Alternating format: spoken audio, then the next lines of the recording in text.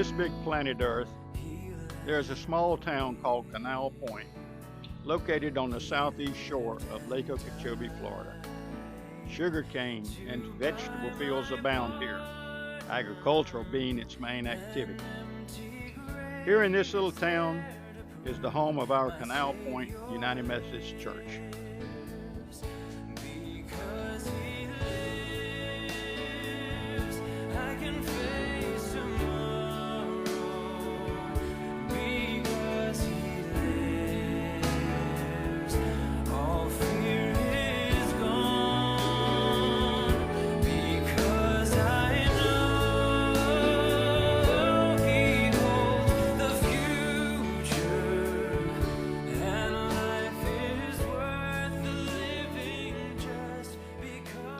This is a little story of our church, its sacred mission, devoted service, and continuing presence throughout these last 100 years here in Canal Point.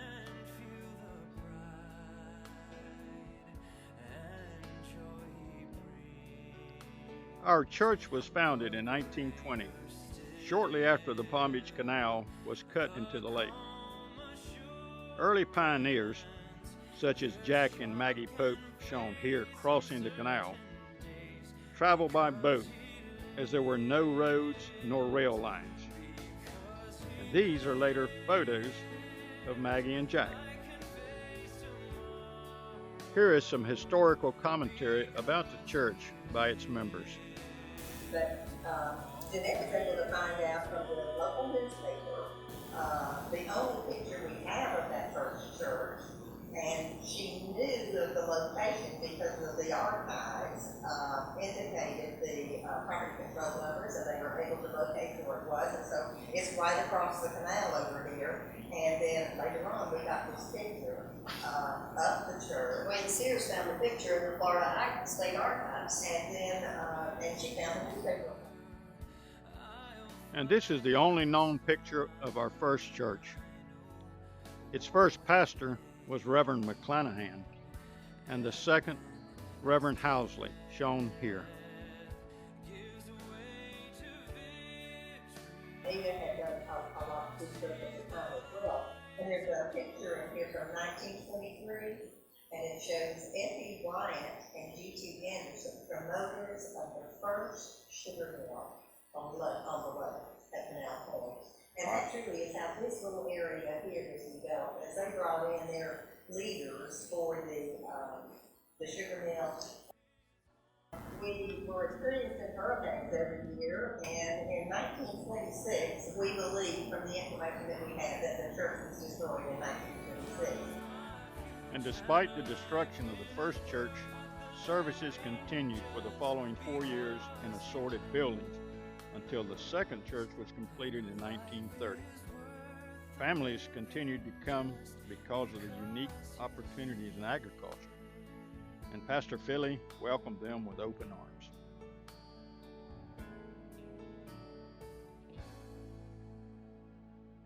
The 1930s brought the Great Depression, but the people here fared somewhat better. Our new church became the center of the community. New pastors came, and the congregation thrived. Worthy of all the praise we could ever bring. Worthy of every breath we could ever breathe. 1941 brought us into World War II. Many church families, such as the Maxons and Wilson, sent sons off to war. Even a daughter enlisted. Something very unusual at that time, our Becky Kipp. Our serving pastor, Merritt Slauson, was also called to active duty as a chaplain. The best stories in the 40s is when the minister, we had a major flood that affected all of South Florida. 1947. 1947, yes. And an interesting story about the minister at that time, several of the men in this church, there was a dike that diked the waters off of this area of Canal Point, and they kept worrying about the flood, and so the men, Because of the hurricane season, this was in again, we're back to a person. Yeah, and I was an infant, so I've only read the details. But they would patrol the dike looking for a breakage, and they found one about 2 o'clock in the morning, and the minister was a huge man. He fell into the break, he slipped and fell, the men got him out. He came up to the church, which at that time had a bell and a steeple, and at 2 o'clock in the morning, he rang the bell, warning the people in the community that the dike had broken, and they were flooded.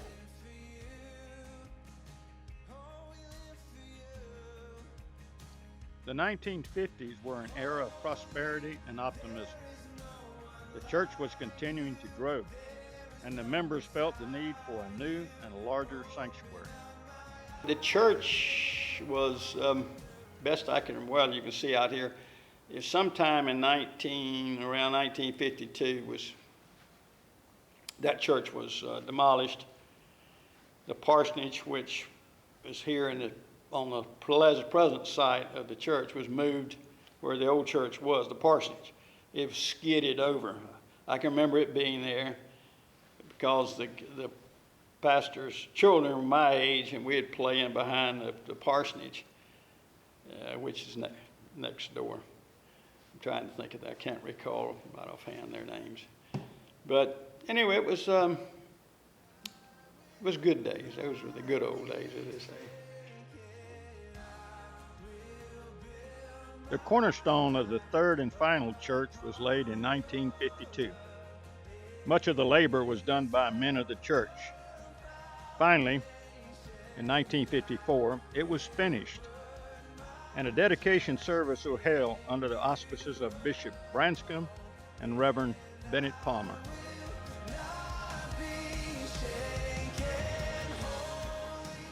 My beginning started next door to this church.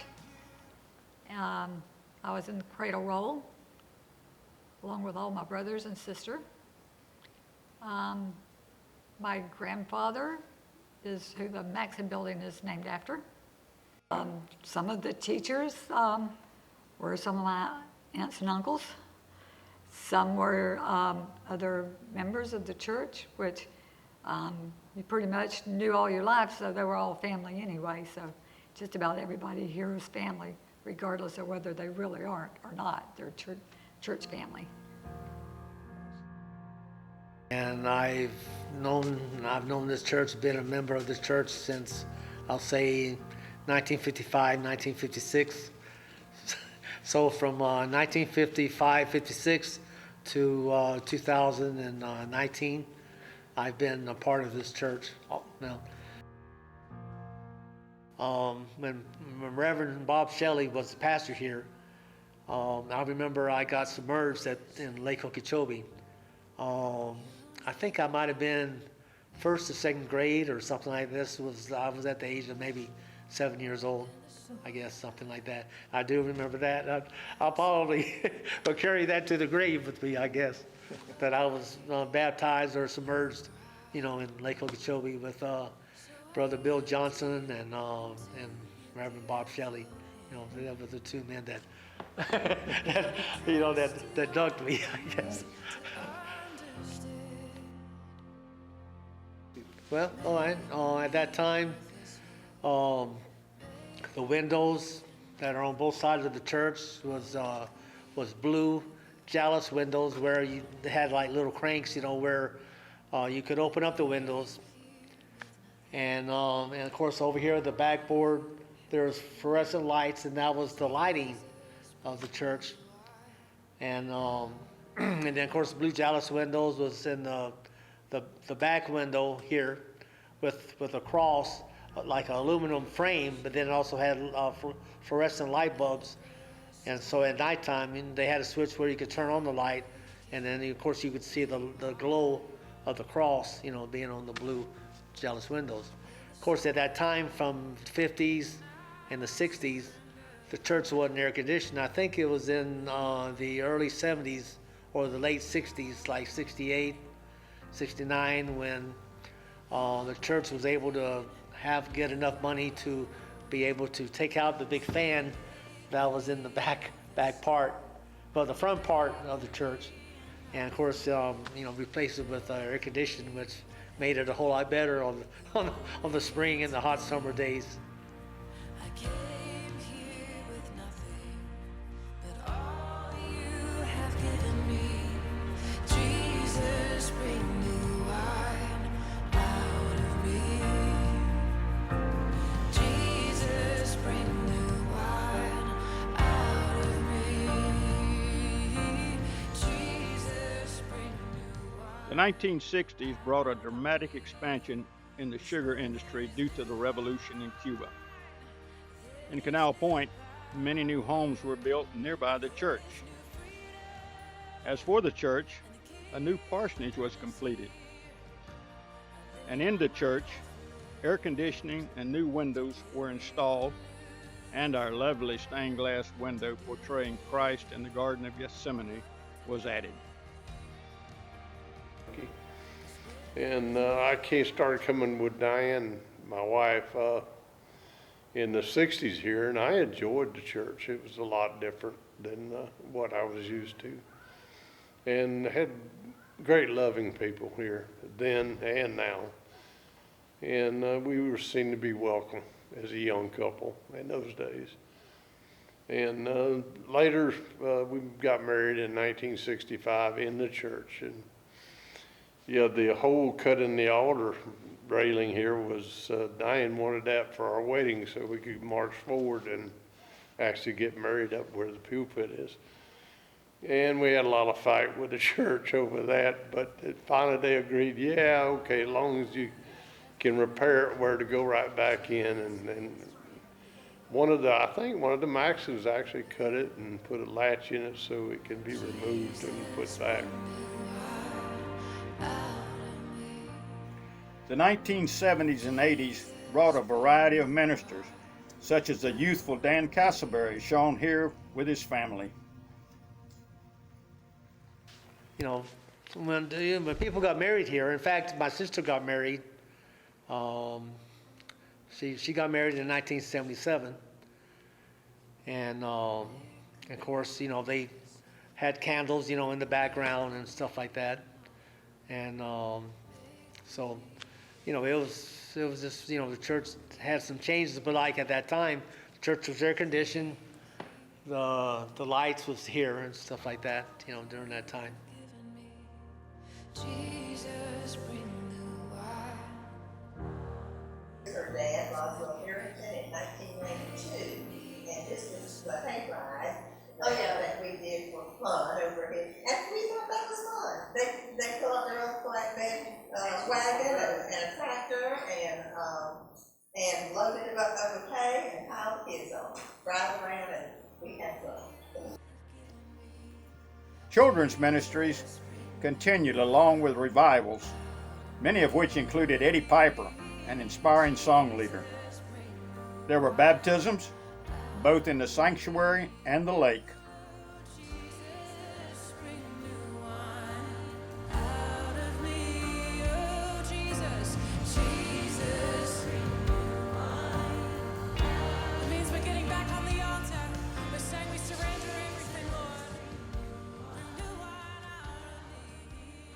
The 1990s was a time of celebration, thanks in large part to Pastor Jackie McMillan. There was a well-developed puppet ministry. The children's Christmas pageants continued, and also there were many celebrations honoring individual achievements and special events.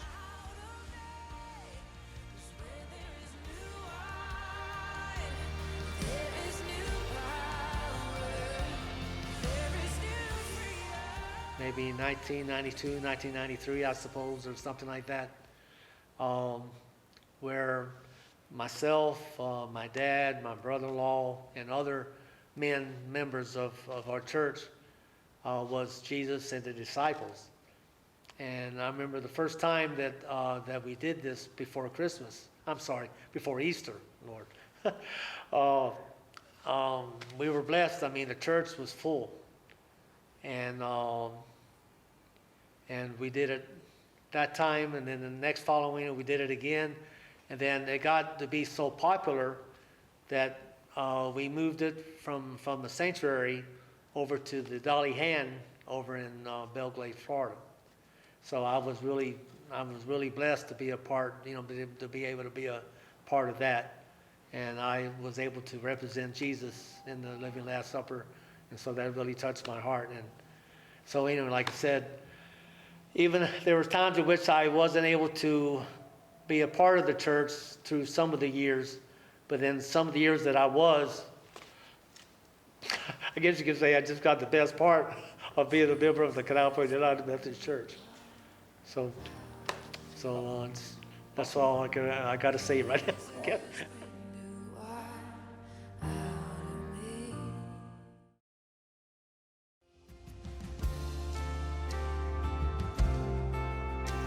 I got here 94, so it was right away. I was too young for summer camp. I think summer camp started when you were about 12.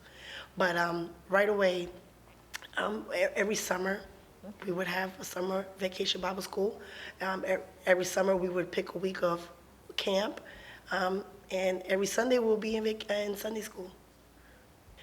Well, when I started coming to the church and there was a great bigger deal of children, you were given the opportunity every summer to go to a summer camp for a week, and then the church would make the arrangements to take you up to camp. It would be for a whole week, and then you would come home, and then you would be just so pumped and on fire for God. It was just, every time was an amazing time. And this church also had summer programs. So for a week during the summer, we would get with other churches or even here ourselves and have a vacation Bible school for a week. It'd always be themed, and it was just such a great time having those memories. Still you give yourself away. Oh, the overwhelming, never-ending, reckless love, God. Yeah.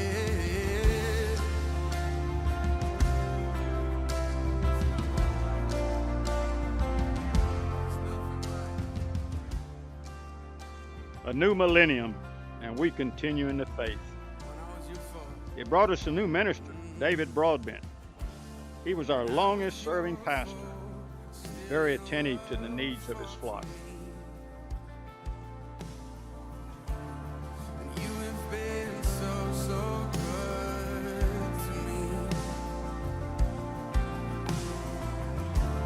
When I felt no worth, you paid it all for me. Yes, you did, God. And you have been so, so kind to me. Come on.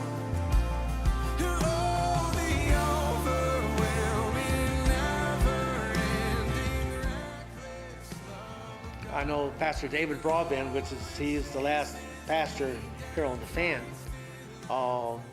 I don't really know why the chairs got moved out of the choir, maybe because there wasn't enough people to have a choir, maybe, I think.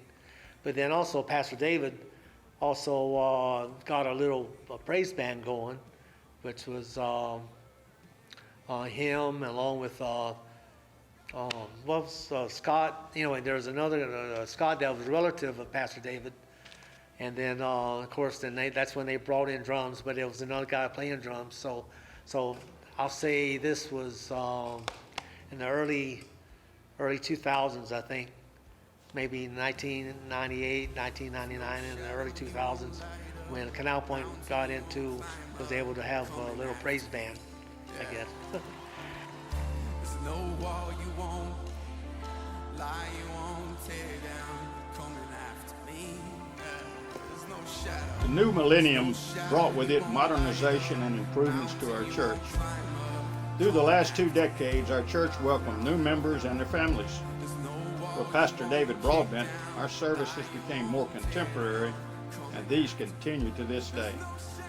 We also welcome Pastor Nancy Stiles and her refreshing ministry. With Pastor Patty Opperly, we joined the Pahokee United Methodist Church as part of a 2-point charge. Pastor Gordon Pike brought new ideas of how to better use our facilities as opportunities for service. And we recently welcomed Diane Gutierrez as our newest pastor. As we reflect on these last 100 years of our church, we are very thankful for the many blessings that have been divinely bestowed on us, and we look forward to a bright future in Christ. As we continue our mission here in Canal Point with fellowship, family, and love, we hope that you can join us on our journey. After all, we are still here because He lives. So, from afar or close by, short or tall, young or old, come as you are, and we will welcome you and your loved ones as part of our family. God bless you, and see you soon.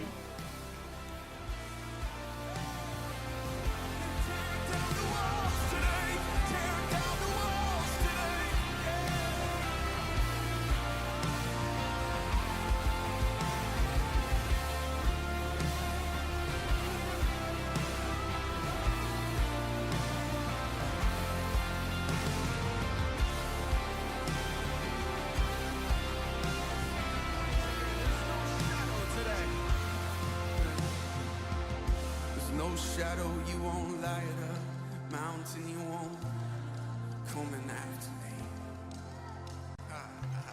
There's no wall you won't kick down, lie you won't tear down, coming after me. There's no shadow you won't light up, mountain you won't climb up, coming after me.